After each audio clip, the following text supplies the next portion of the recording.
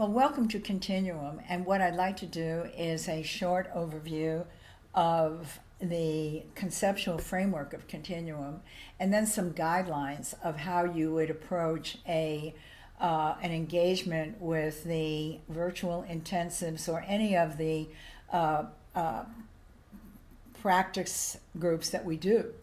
So the first thing about Continuum is the issue of how do we become self-limiting. That is the basic question that I have been pursuing.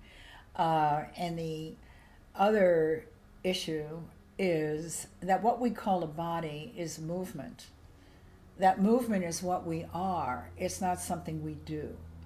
And the way that I see it is that what we call our bodies are interpenetrating wave motions that have stabilized within a particular electromagnetic field called Earth for a purpose that we don't know.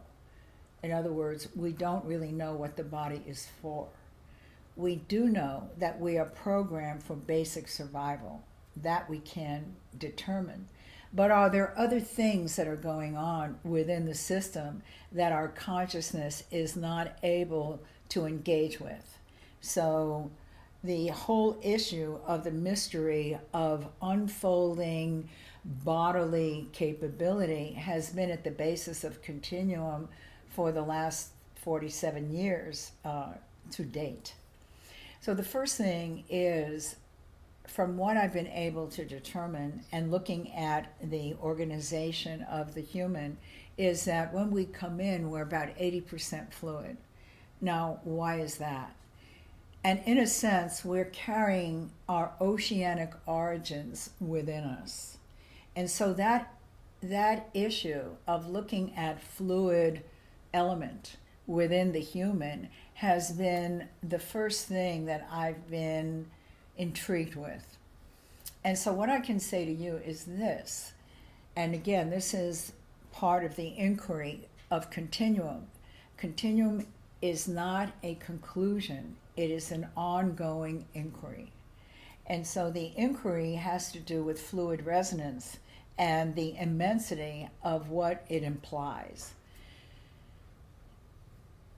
According to my engagement with fluid resonance, I would say to you that fluid is a resonant element, meaning that fluid in the galaxy, fluid in the planet, and fluid in our bodies is engaged in a resonant stream of what I would call biocosmic nourishment. And in developing Continuum, I have been looking at two things to determine the choreography of life. So from my point of view as a dancer and choreographer and a person who's been involved in movement for most of my life, I'm looking at the movement of organisms and entities as opposed to other things like chemical exchanges and other kinds of things that are not within my line of inquiry. The cell and the embryo have been the two motifs that I have looked at in relation to seeing them as universal choreographies. So what we see in the embryo is a spiraled water, for one thing, and that we see the umbilical cord. The embryo is a microcosm of the macrocosm of existence. So what we see in the embryo within 9 months development is billions of years of a planetary process. And the reason that I say this is that the umbilical cord is similar to the resonant stream within the fluid choreography of our systems with the planet and the galaxy.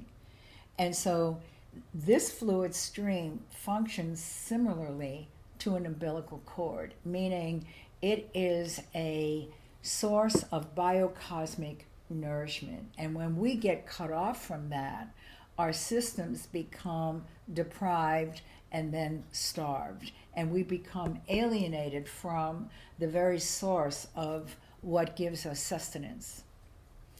The cell also is a motif of the choreography of life. And so I often will refer to the embryo and the cell in how we are describing continuum.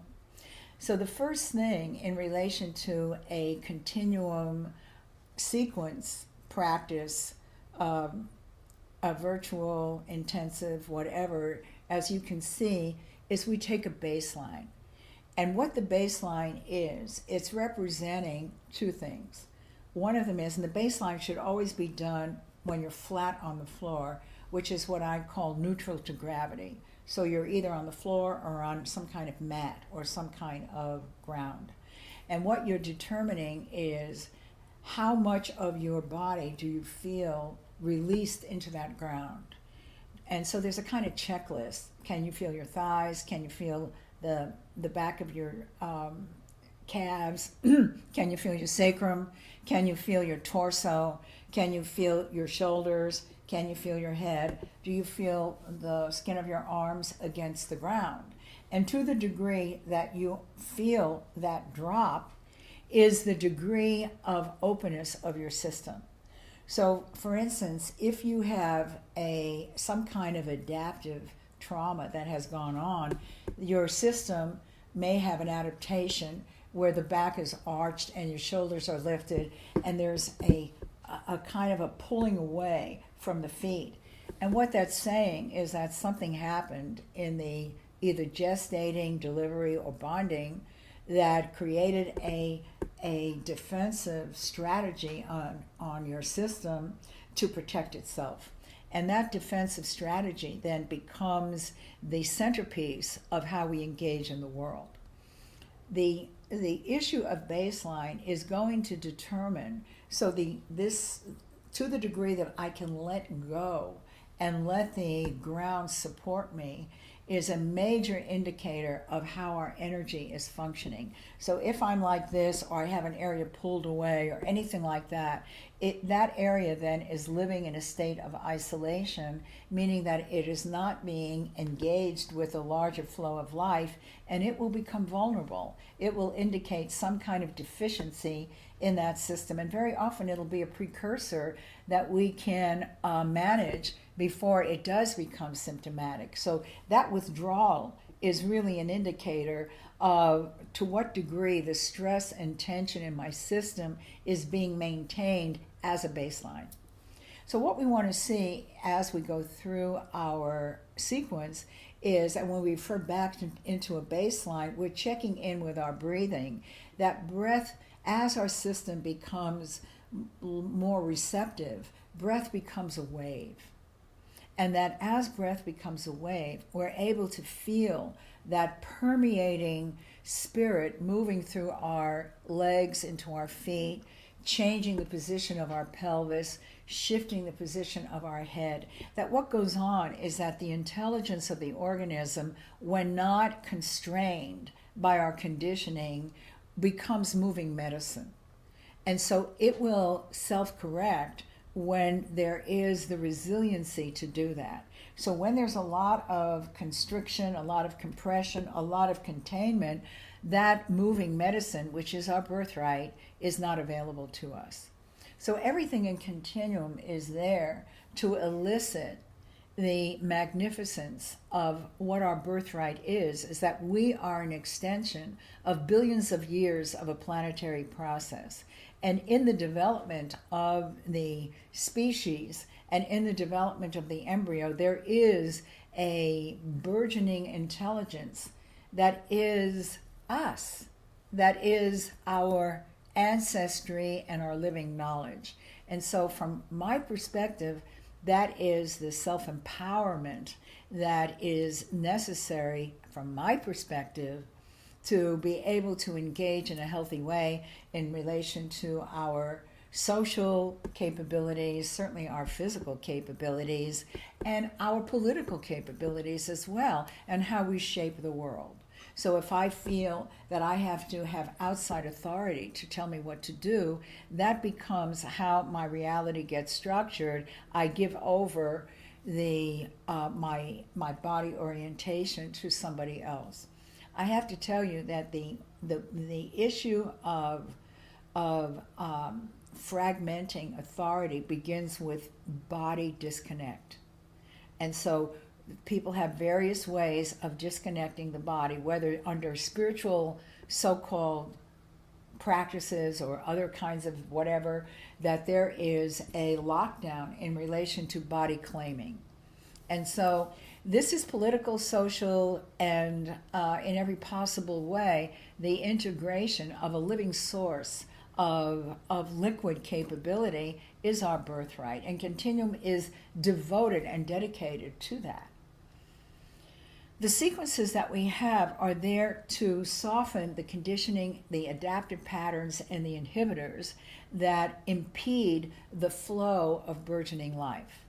So just for you to know that the choreography, the biocosmic choreography, comes in a wave form, a spiral, or pulsations.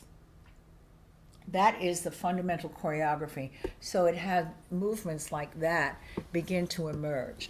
If my tissue has been created rigid in this kind of thing, I cannot receive the choreography of the larger field of burgeoning life. My tissue won't permit it. So the more rigid I become, the more compressed, the more conditioned, et cetera, then the more alienated I am from my own birthright, and the more dependent I am on outside authority to instruct me on how to live my life. So everything in Continuum is there to soften the inhibitors. And in a way, I see that in Continuum, it's like becoming a master musician. You learn to play the harmonics of life. And so it's like a huge symphony that we begin to enter into. And sound becomes a vital aspect of how we deal with conditioning. What it is that the vibration of sound will begin. When I put my hands like this, I'm showing that fluid molecules in their conditioning or adaptive pattern, if they become rigid, the only thing that I have ever found that can really begin to move that is the vibration of sound. And we do know that water carries sound more efficiently than anything else. Now, I do tell my students that I didn't drop from the sky. I have learned over 47 years of tremendous inquiry into not only movement, but also what appears to be non-movement, which we call paralysis. So I have made it my business to enter into the world of paralysis in order to understand the whole stifling of movement on a grand scale. So I'm going to say to you that I have not found anything more efficient of moving that compressed fluid molecule other than sound. I have not. And if I did, we would be doing it. So when you are engaged in a continuum sequence, we have a variety of sounds that we use to produce different textures and different effects. In a sequence that you would be doing, we use a few sounds so that not to overwhelm the system and not to do a whole repertoire of everything that we do, but just to use a few textural sounds so that you're able to track and to feel what the sounds are doing, and to keep going back to your baseline to feel the effect of the sound and what it's doing. One of the things that we do in terms of exploring a sound sequence within our bodies is that we call it open attention, where we, after we finish doing whatever it is to soften the inhibitors, we go into a state of waiting. And what we're waiting for is a cue from inside our bodies that begins its choreography. So where it may show up as a movement of a shoulder. So I don't know where it's going to show up. So I'm not pre-forming it. I don't know. So let's say I finish doing one of our breathing sequences, and then I'm in open attention, meaning I'm not trying to impose anything, and I'm just listening. And I feel a stirring, let's say, somewhere. And so I follow that stirring. And so let's say as I follow that stirring, it starts leading me into a expression, some kind of choreography.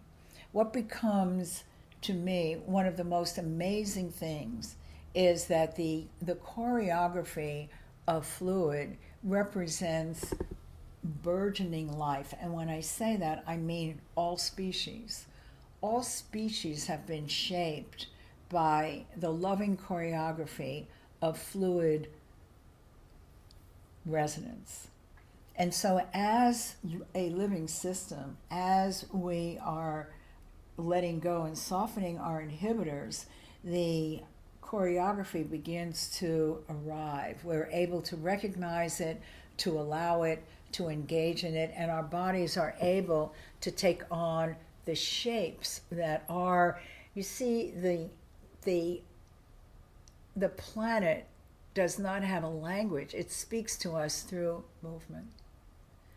And so as we go through our continuum voyage, the whole description of what it means to be a human being begins to become much broadened, because we have an experience of life that is not through our conditioning, but through the immensity of fluid resonance that is